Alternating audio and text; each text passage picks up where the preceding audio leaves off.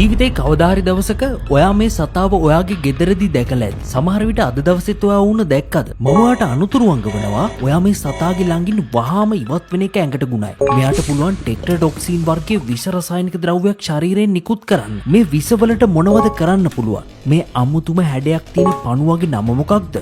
උරුබුහුටි පෙනුමට හිටියට මේ සතාගේ ඔබ නොදත් අඳුරු පැතිකඩක් ගැන අද මේ වීඩියෝ එක මැදදී අපි කතා කරනවා. ඩොල්ෆින්ලා භයානක සත්තු වර්ගයක් කියලා ඔයා හීනකින්වත් හිතනවද? එතකොට මේ රවුම් ඇස් තියෙන උණාපුළු හොඳයි. දැන් ඔයාට වැඩේ තේරෙනවා. අද අපි කතා කරන්නේ අහිංසක විදියට පේන ඒත් ඇත්තටම මෙයාලා දරුණුයි කියලා හීනකින්වත් ඔබ නොසිතන ඇතැම් සතුන්ගේ භයානක රහස් කිහිපයක් ගැන. ඔයා එකතු වෙලා ඉන්නේ ඔයාගේ ආදරණීය අභිරහස් ගවේෂණයත් එක්ක. මගහැර ගන්න නම් එපා. දැන් වෙලාවක් නැත්තම් පස්සේ බලන්න අනිවාර්යෙන්ම ෂෙයා කරන්න. ඩොල්ෆින් ගොඩක් මිත්‍රශීලී වගේම උරතල් සතු జాතියක් කියලා හිතාගෙන ඉන්න මෙයාලා ගොඩක් බුද්ධිමත් වගේම දඟකාර නිසා හැම මිනිස්සයම වගේ ඩොල්ෆින්ලට ගොඩක් ආදරය කරනවා. ඒ වගේම ගොඩක් මිනිස්සු මේ ඩොල්ෆින්ලා අපි මොහොතේ අතරමං වුණ අවස්ථාවලදීත් උදව් කරනවා කියලා විවිධ මාධ්‍යවලත් සඳහන් වෙන නිසා මේ සතු පොඩ්ඩක්වත් භයානක වෙන්න පුළුවන්ද කියලා කවුරුත් හීනකින්වත් හිතන්නේ නැහැ. ඒ වුණත් සාගරේ අපි වැඩියෙන්ම පරිස්සම් වෙන්න ඕන සතුන් జాතියක් විදියට මේ ඩොල්ෆින්ලවත් හඳුන්වන්න පුළුවන්. එහෙම කියන්න හේතුවක් තියෙනවා. සාමාන්‍යයෙන් මේ ලෝකේ ජීවත් වන විනෝදයට එකිනෙකාව මරලා සතුටු වෙන జాතිය කෙනෙක් තමයි මනුස්සයා. ඒ කොහොමද? අතීත රෝමේ සිරකරුවන් හෝ අපරාධකරුවන් යොදාගෙන විශාල රෝමානු ක්‍රීඩාංගණවල දමාගෙන දෙදෙනෙකු මරණයේදී සටන් වදින ආකාරය ඔබ ඕනතරම් දැක ඇති. එපමණක් නොවේ මිනිසුන් සතුව යමෙකු විඳවනවා දැක සතුටු වීමේ ගුණයක් අඩු වැඩි වශයෙන් තිබෙන බව සොයාගෙන තිබෙනවා. මේන් අන්තයටම ගොස් මිනිමැරුම් සිදු කළ දහම ඝාතකයින් මේට හොඳම උදාහරණයක්. ඉතින් මේ විදිහට යමෙකු මිය යනවා බලා සතුටු වන එකම ජීවින් කොට්ටාශය මිනිසා විතරක් නෙවෙයි. ඔව්, ඒ තමයි ඩොල්ෆින්. මේ ඩොල්ෆින් සතුන් විනෝදයට සත්තු දඩයම් කරලා තමන්ගේ විනෝදාංශය වෙනුවෙන් ඔවුන්ව අවසන් ගමන් යවනවා. මේ නිසාම ඒකටම භාවිතා කරන්න පුළුවන් ශරීරාංග කිහිපයක්ම මේ ඩොල්ෆින් සතුන්ට පිහිටලා තිබෙනවා. මෙයාලා තමන්ගේ මුහුණ ඉදිරියේ තිබෙන දිග උල් කොටස සතුන්ගේ ශරීරවලට අනින්න වගේම පොල්ලකින් වගේ පහර දෙන්නත් භාවිතා කරනවා. ඒ වගේම මොවුන් තමන්ගේ තියුණු දත් පාවිච්චි කරලා අනිත් සතුන්ට තුවාල කරනවා. එපමණක් නොවේ මේ සතුන් රංචුවක් විදිහට එකතු වෙලා අනිත් සතුන්ට පහර දෙන නිසා මෝරෙකුටවත් මේ සතුන් රංචුවකින් පහසුවෙන් ගැලවිලා යන්න පුළුවන් වෙන්නේ නැහැ.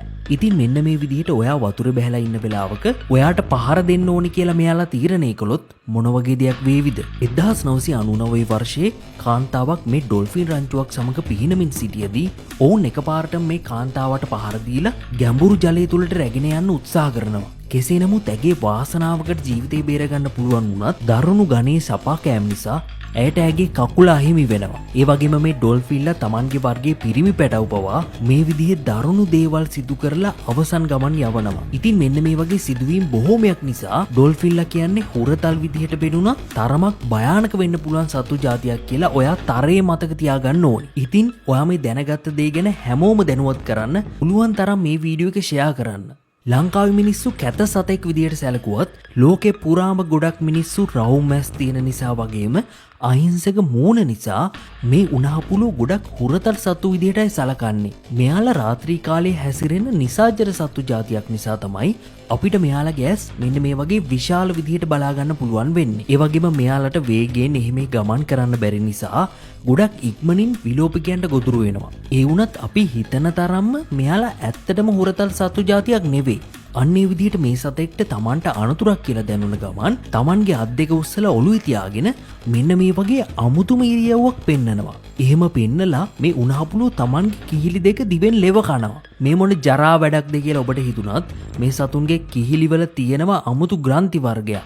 මේ ග්‍රන්ථි වලින් අමුතුම වර්ගයේ තෙල් වර්ගයක් නිපද වෙනවා. මේ තෙල් උණාපුළු වගේ කටේ කෙලත් එක්ක කවලම් වුණාම ගොඩක් දරුණු ගණේ විෂක් නිර්මාණය වෙනවා. ඉතින් මේ සත්තු Tamanට හානි කරන්නේ නැ අනිත් සතුන් හෝ මිනිසුන්ව හපා කෑවොත් අර විෂ නිකන්ම ඔවුන්ගේ ශරීරගත වෙලා ඒ ස්ථානයේ අපට විශාල තුවාල ඇති වෙන්න පුළුවන්. වාර්තා වෙන විදිහට මේ විෂ වලින් සතුන්ගේ මස් දිය කරලා දාන නිසා කාලයක් යනකන් මේ තුවාල හොඳ කරගන්න පුළුවන් වෙන්නේ නැහැ. ඒ වගේම මේ උණාපුළුවන්ගේ දත් ගොඩක් තියුණු නිසා ඔවුන්ට මිනිසුන්ගේ ඇට කටුවලට යනකන්ම පහසුවෙන් හැපීමේ හැකියාව තිබෙනවා. අන්න ඒ නිසා මිනිසුන්ට ගොඩක් විෂ සහිත වෙන මේ ඇතැම් ශීරපායින් අපිට හුරතල් විදිහට පෙනුනත් ඇතැම් අවස්ථාවලදී භයානක වෙන්න පුළුවන් කියලා ඔබ මතක තබා ගන්න. ශ්‍රී ලංකාවේ ප්‍රදේශයෙන් ප්‍රදේශයට වෙනස් නම් වලින් හඳුන්වන මේ පණුවන් වර්ගය මිටිහිස් පණුව, කෙටේරි පණුව වගේම තවත් ප්‍රදේශවල ගොලයා කියන නමිනුත් හඳුන්වනවා. මොවුන්ව වෙන් කළ හඳුන ගන්න පුළුවන් ලේසිම ක්‍රමය තමයි මොවුන්ගේ හිසේ පිහිටා තිබෙන පැතිලි හැඩය සහ මොවුන් ගමන් කරන මාර්ගයේ දිගේ සෙවල වගේ ද්‍රව්‍යයක් තැන්පත් වෙන එක.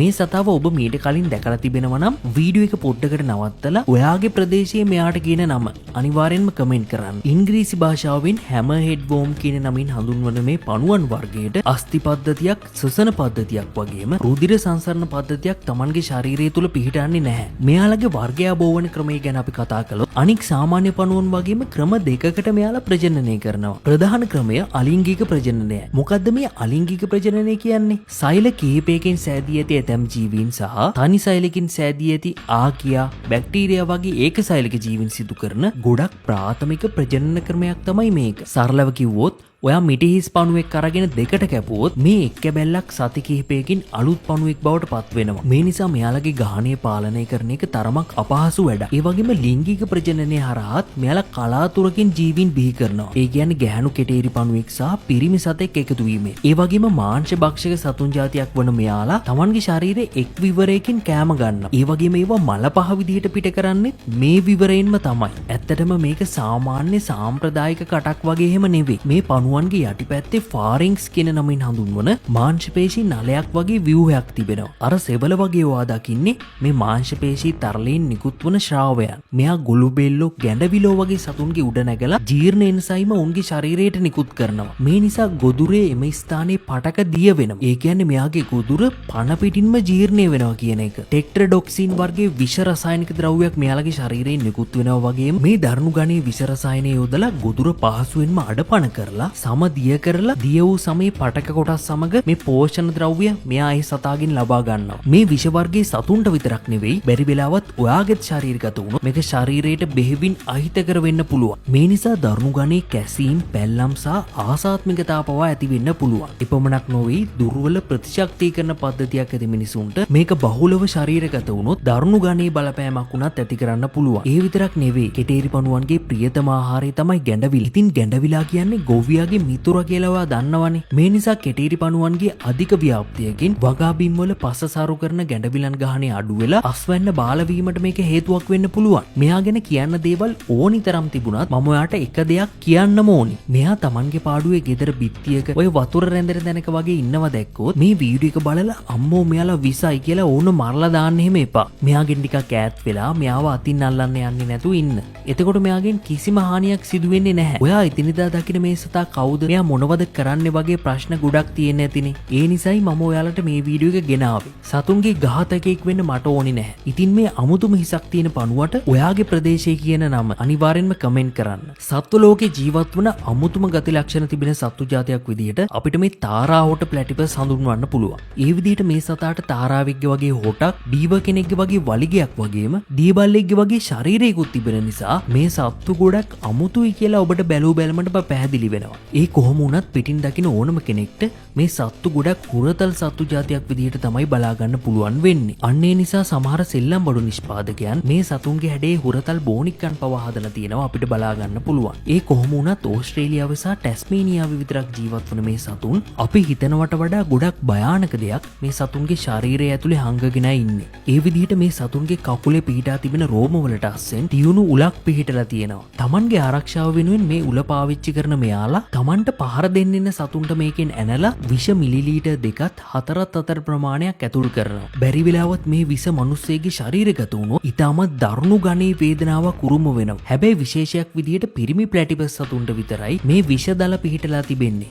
අන්න ඒ නිසා හුරතලයට පෙනුනට ගොඩක් භයානක සත්තු జాතියක් විදිහට අපිට මේ තාරාහොට ප්ලැටිපස් සත්තු හඳුන්වන්න පුළුවන්. මේ ඉන්නේ සාගරයේ ජීවත් වන අමුතුම සත්තු జాතියක් වෙන හුරතල් බෝලගෙඩි වගේ ඉන්න සීල් මත්ස්‍යයන්. ඒ විදිහට මේ ලෝකේ ඉන්න එක එක අනෙක් වර්ගවල සීල් මත්ස්‍යයන් අතරින් තුන්වෙනියට විශාලතම වර්ගය තමයි මේ ලෙෆර්ඩ් සීල් කියන වර්ගය. මහත ශරීරයත් එක්ක පුංචි මුහුණක් තිබෙන මේ සත්තු විශේෂය බැලූ බැල්මෙන් ගොඩක් හුරතල් සත්තු జాතියක් කියලා අපි ඕනම කෙනෙක්ට හිතෙනවා. ඒ වගේම මෙයාලට කිලෝග්‍රෑම් 590ක් විතර බරකට වගේම අඩි 10ක් විතර දිගකට වර්ධනය වෙන්නත් පුළුවන්. මේ වගේ විශාල ශරීරයක් තියාගෙනත් පැයට කිලෝමීටර් 40ක විතර වේගයෙන් කිමිදෙන්න පුළුවන් මේ සත්තු జాතිය ගැඹුරු මුහුදේ කිමිදුම් කරුවන් එක්ක පවා එකතු වෙලා ගොඩක් මිත්‍රශීලී විදිහට ඉන්නව අපිට බලා ගන්න පුළුවන්. එහෙමනම් මෙයාලට තියෙන භයානකකම මොකක්ද කියලා ඔබට හිතේ. මේ මිත්‍රශීලී බව වගේම භයානකකමකුත් මේ සතුන්ගේ හැංගිලා තියෙනවා. 2003 වර්ෂයේ ක්‍රිස්ටි බ්‍රවුන් කියලා විද්‍යාඥවරියක් ඇන්ටාර්ක්ටිකාවට ආසන්න මුහුදේ කිමිදෙමින් ඉන්නකොට එක පාරටම සීල් මත්ස්‍යයෙක් ඇයගේ ආසන්නයට ඇවිල්ලා ඇයව හපාගෙන වතුර ඇතුළට ඇදගෙන යනවා. මේ විදිහට තත්පර කිහිපයකින් ඇයව වතුර ඇතුළට ඇදගෙන ගියපු නිසා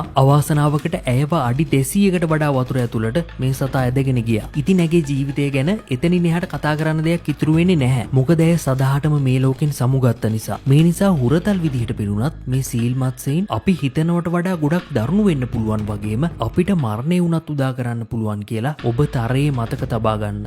අද වීඩියෝ එකෙන් අපි කතා කළේ හුරතල් විදිහට පෙනුනත් ඇත්තටම අපිට හිතා ගන්නවත් බැරි තරම් විදිහේ භයානක සත්තු කිහිප දෙනෙක් ගැන. නමුත් ඕනම සතෙක් Tamanට අනතුරක් කරදරයක් කියලා දැනුනොත් තමයි මේ වගේ පහර දීම් සිදු කරන්නේ. මේ පරිසරයේ ගහකොළ අපි හැමදෙනාටම අයිති. සතුන් මේකේ වැඩිපුර අයිතිකාරයෝ. මනසින් උසස් මනුස්සයින් වන අප සතුන්ට හානි නොකර අපගේ ආරක්ෂාව සලසා ගමු. අද වීඩියෝ එකෙන් ඔයා ඉගෙන ගත්තේ මතු පිටින් පේන දෙයට වඩා සැඟවුණු භයානක දේවල් මිනිසුන්ගේ සිත් තුලත් සැඟවී තියෙන්න පුළුවන් කියන එක. අද මේ වීඩියෝ එකෙන් කතා කරපු සතුන් අතරින් ඔබ දැනගෙන වැඩිපුරම පුදුම වුණේ මොන සතා ගැනද? වීඩියෝ එක හොඳයි නම් දැනුමක් ලැබුණා නම් වීඩියෝ එකට ලයික් කරලා අපිට සපෝට් කරන්න. එහෙනම් ළඟදීම තවත් මේ වගේ අපූර්ව වීඩියෝ එකකින් හමු වෙමු.